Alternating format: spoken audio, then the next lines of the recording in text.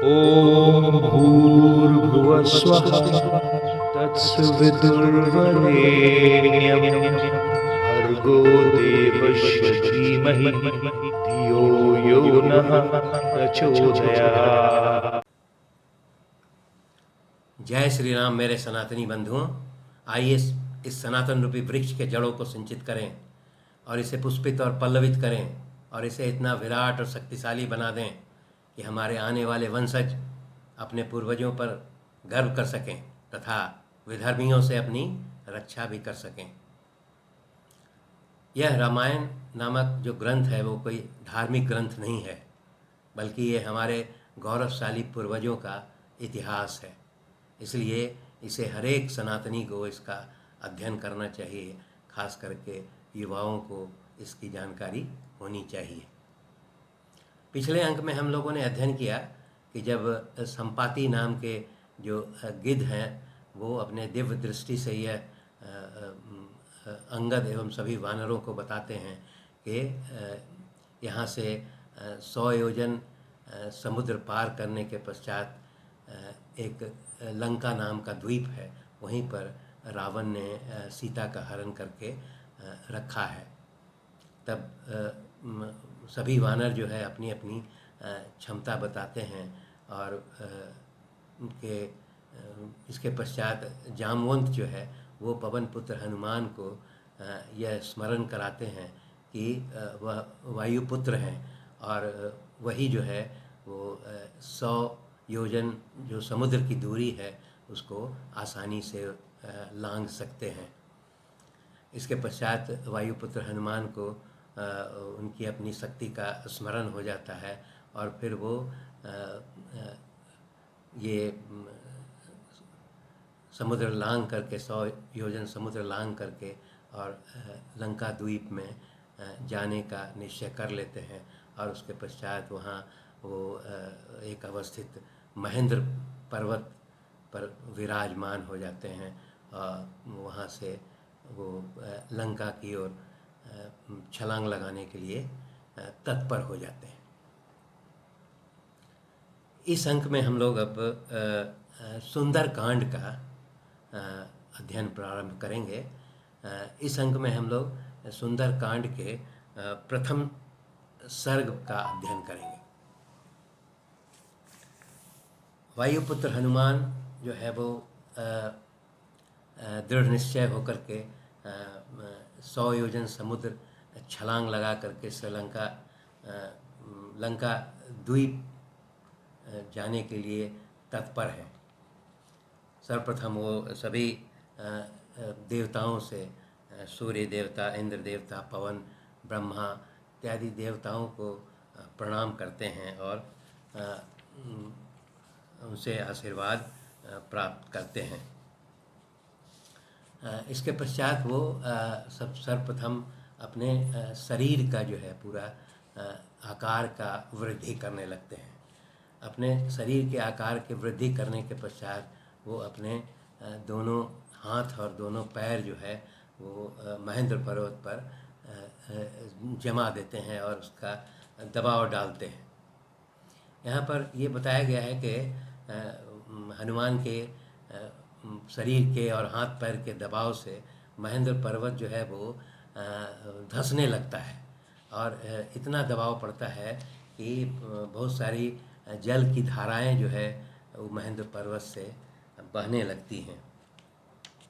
इसके पश्चात इतना कोलाहल होता है कि ये पूरे वायुमंडल में जो है एक चित्कार की का स्वर जो है वो गूंजने लगता है। ऐसा देख करके सभी जो देवतागण उस महेंद्र पर्वत पर जो निवास कर रहे थे वो भी भयभीत हो जाते हैं और वहाँ से वो स्थान परिवर्तित करके वहाँ से हट जाते हैं और देखने लगते हैं और तब उन्हें ज्ञात होता है कि ये वायुपुत्र हनुमान जो है वो समुद्र लंघन का कार्य करने जा रहे हैं। इसके पश्चात वो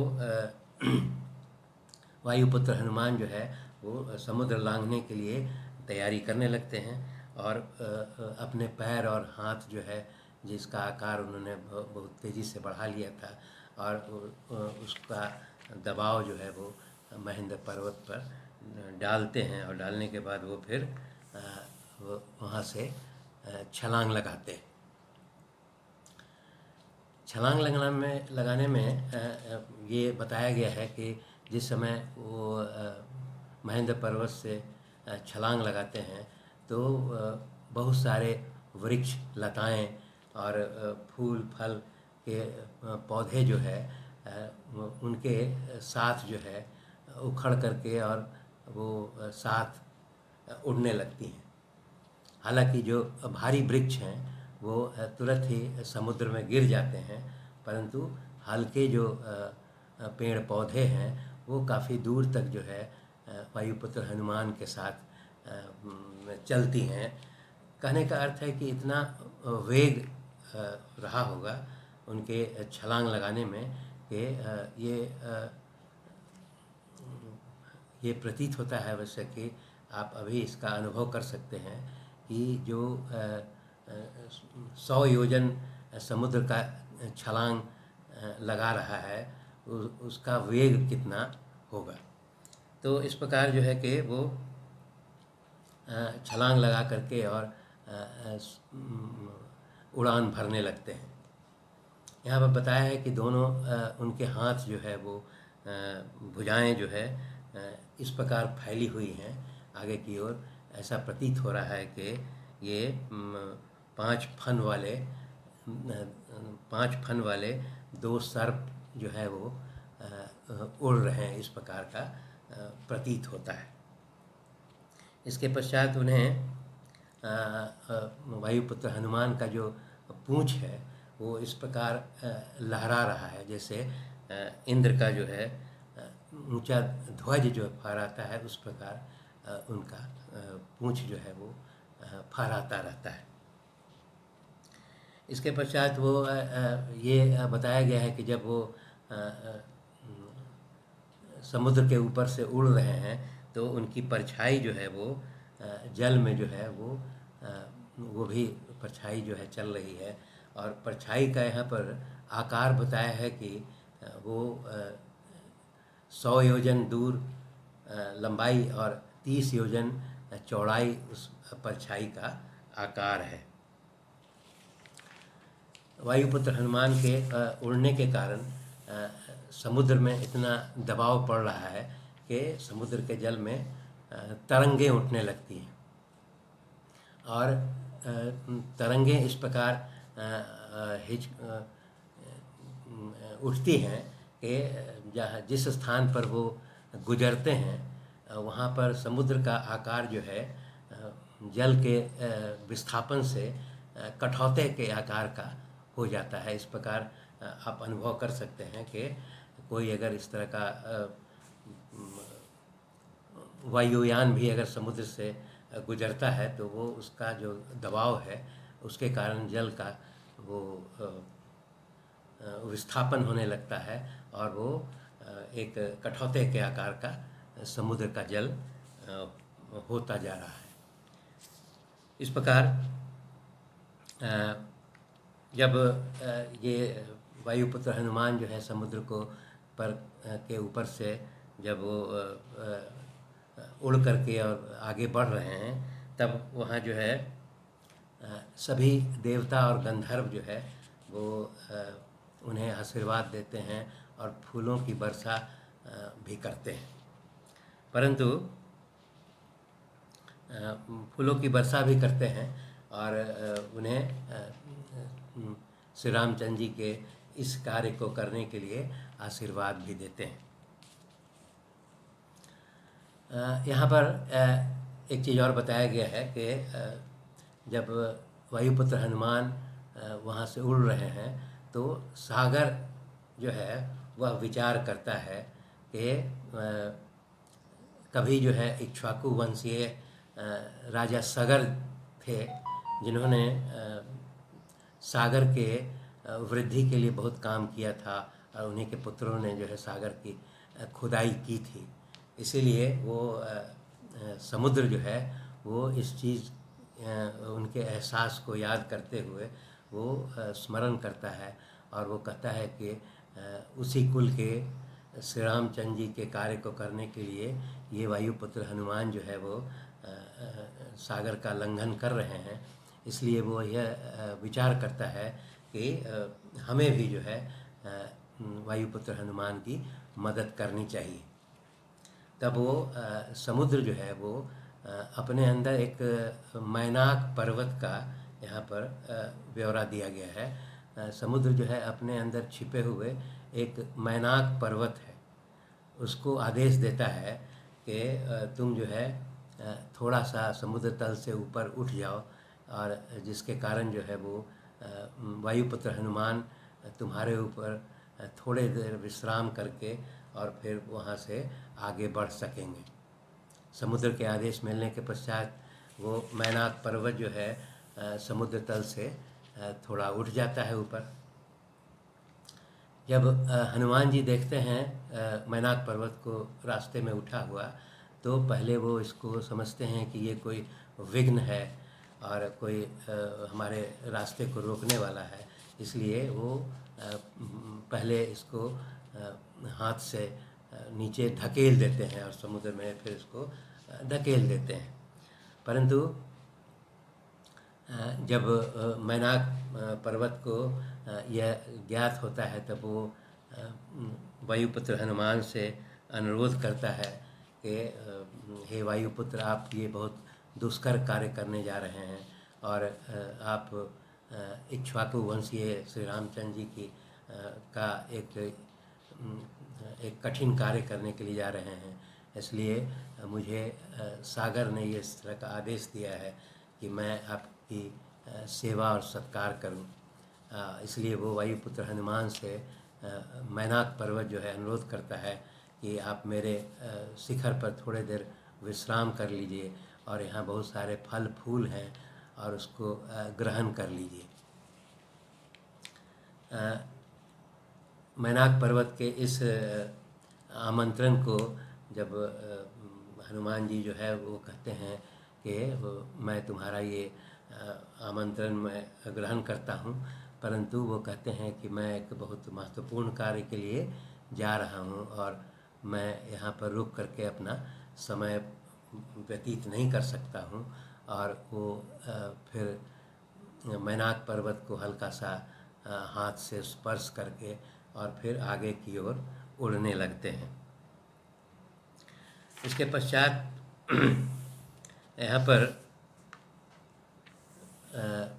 मैनाक जो है वो बहुत प्रसन्न होता है और फिर वो अपने स्थान पर चला जाता है। इसके पश्चात जो है यहाँ पर ये दिखाया गया है कि कुछ देवता और गंधर्व और महर्षिगण जो है वो वायुपुत्र हनुमान की परीक्षा लेने के लिए वहाँ पर नाग देवता, जिसका नाम सूरसा है, उसको ये आदेश देते हैं कि तुम थोड़ी देर हनुमान के रास्ते में विघ्न उत्पन्न करो। तब सूरसा जो है, नाग माता सूरसा जो है वो वायुपुत्र हनुमान के सामने एक विशाल राक्षसी का रूप लेकर के खड़ी हो जाती है और वो कहती है हनुमान से कि मैं तुम्हें अब खा जाऊंगी। और वो यह बोलती है कि मुझे यह वरदान प्राप्त है कि मुझे पार कर कर के कोई भी जो है वो नहीं जा सकता है, इसीलिए वो बोलती है कि मैं तुम्हें खा जाऊंगी। और उसके पश्चात वो अपना मुंह का आकार जो है वो बढ़ाने लगती है। वायुपुत्र हनुमान भी जो है वो उनके मुंह के आकार से अपना बड़ा आकार बढ़ाने लगते हैं और इस तरह से बढ़ाते बढ़ाते जो है वो सूरसा जो है वो अपने मुंह का आकार लगभग 100 योजन बढ़ा लेती है। तो और वायुपुत्र हनुमान भी 100 योजन का अपना शरीर बढ़ा लेते हैं।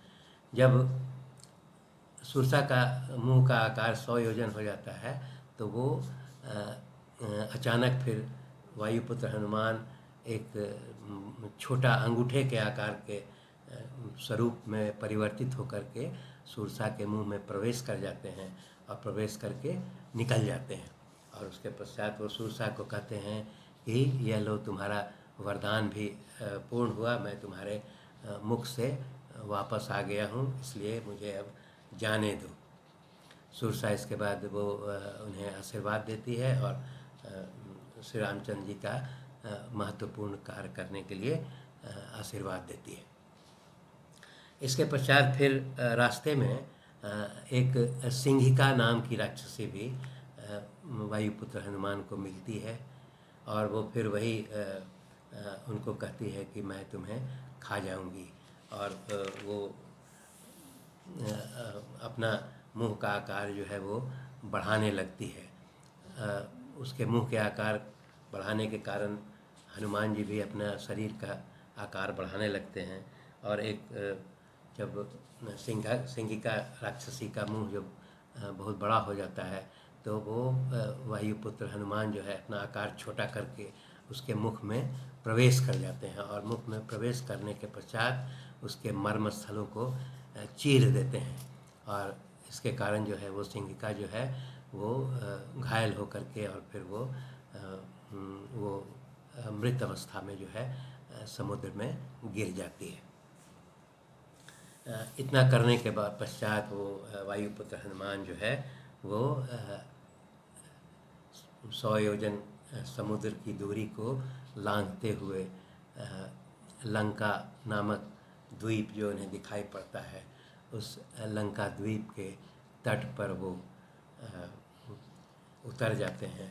और जब वो लंका नामक द्वीप पर उतरते हैं तो वो फिर अपने मूल स्वरूप में जो है जो उनका वास्तविक जो आकार है उस आकार में वो आ करके और लंका नामक द्वीप के मलय पर्वत पर जो है वो उतर जाते हैं। इस अंक में इतना ही। धन्यवाद।